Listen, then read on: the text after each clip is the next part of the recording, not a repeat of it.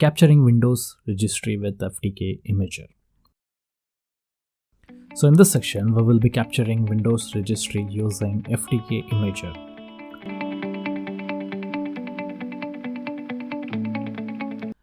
So previously we captured the RAM from the previous demonstration. Now we are going to use FTK Imager to conduct a protected files capture, that is Windows Registry, on our suspect or the target machine.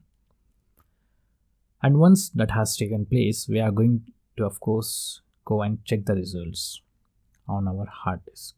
Okay, so let's dive straight in with the demonstration or the practicals of capturing the registry using FTK Imager.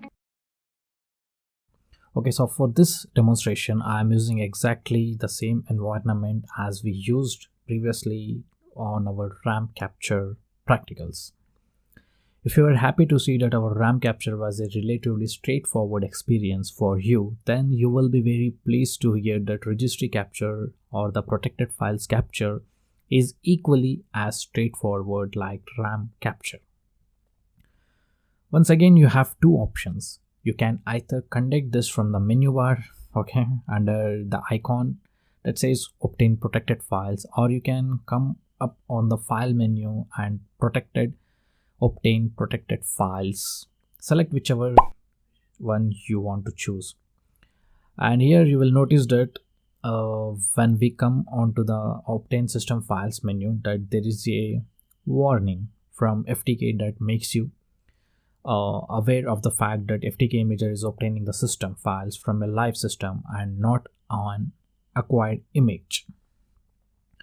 And this is a key point here in the fact that what you are actually doing is accessing live protected files from Windows Registry that you would not normally be able to open within a live environment on the suspect machine.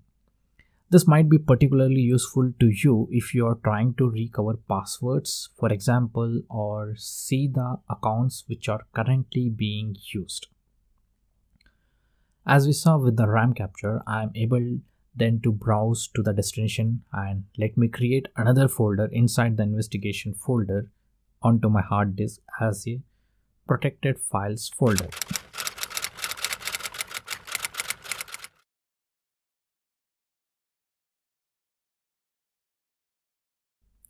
So I'm simply going to select that as that will be the destination for my registry files. I have been two options. I can take the minimum file for login password recovery, or take the password recovery and all registry files. And I'm going to take the second option because I want a full capture, that is password recovery and all registry files, everything. Once that the actual export of this file is relatively straightforward and can see all of the different folders now being created and exported over onto my hard disk.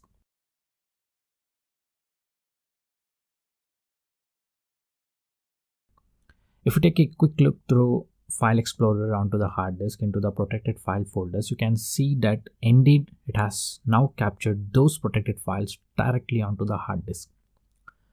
I can also see a folder called Users, which I was not already aware would also then give an indication of the number of user accounts that are available to me on this local machine.